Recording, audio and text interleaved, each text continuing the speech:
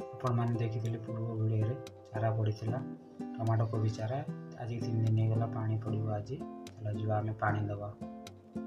ଦେଖନ୍ତୁ ଏଇଭଳି ପ୍ରୋସେସରେ ପାଣି ଦେବା। ଉପରେ ଅଖା କିମ୍ବା ମ୍ୟାଟ୍ ପକାଇଦେଲେ ତଳି ଖତ ଯେଉଁ ଉପରେ ଘୋଡ଼ିଆ ହେଇଛି ଏରା ଖେଳେଇ ହେବନି। ଡାଇରେକ୍ଟ ଦେଲେ କିଛି ନାହିଁ, କିନ୍ତୁ ଖେଳେଇ ହେଇଯିବ। କୁଟା ଟିକେ ଛିଞ୍ଚିଦେଲେ ଏଇଟା କୋବି ଚାରା। ସେପଟେ ଟମାଟୋ ଚାରାରେ ଦିଆହେଉଥିଲା ପାଲ ପଡ଼ିକିରି ମ୍ୟାଟ୍ ପଡ଼ିକିରି।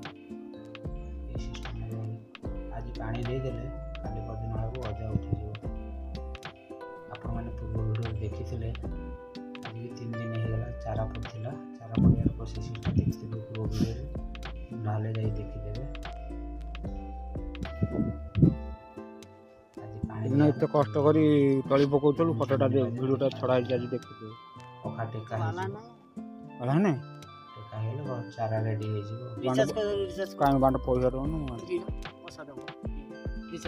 ହାତ ଦେଇ ପାଣି ଛିଞ୍ଚିଲେ ଡାଇରେକ୍ଟ ପାଣି ଢାଳିଦେବା। କୋଳି ହେଇଯିବ, ତାଡ଼ି ହେଇଯିବ, ସବୁ ମଞ୍ଜି ଉପରକୁ ଆସିଯିବ, ଆଉ ଗଜା ହେବ ନାହିଁ। ହାତ ଦେଇ ଧୀରେ ଧୀରେ ଛିଞ୍ଚିବ।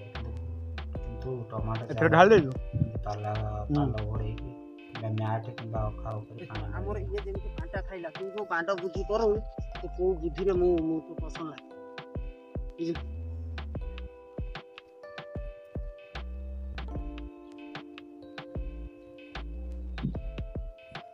ଚତୁର୍ପାଶ ପାଣି ବି ପାଇବନି। 5 ପକେଟ ତଳି ପଡ଼ିଥିଲା। 10-12 ଭାରେ ପାଣି ଲାଗିଲାଣି। 20 ବାଲ୍ଟି ପାଣି। ବର୍ଷା ହେଇଗଲା ଆଉ ଅଖା ଟେକିଲେନି। ପାଣିଟା ଠିକ୍ ସେ ଖାଇନଥାନ୍ତା। ଏମିତି ଦେଲେ ପାଣିଟା ଠିକ୍ ସେ ସବୁ ଜାଗାରେ ଖାଇବ ପାଣି। ଯାହାଫଳରେ ଗଛ ପରିଷ୍କାର ସବୁ ଜାଗାରେ ଉଠିବ।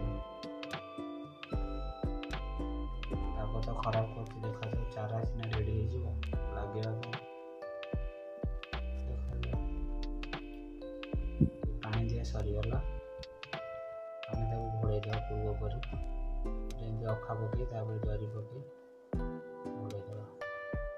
ପୁଣି 3 ଦିନ ୱେଟ୍ କରିବା। ନେକ୍ସଟ ଭିଡ଼ିଓ ଆସିଯିବ, ଚାରା ରେଡ଼ି ହେଇଥିବ, ଆପଣମାନେ ଦେଖିବେ।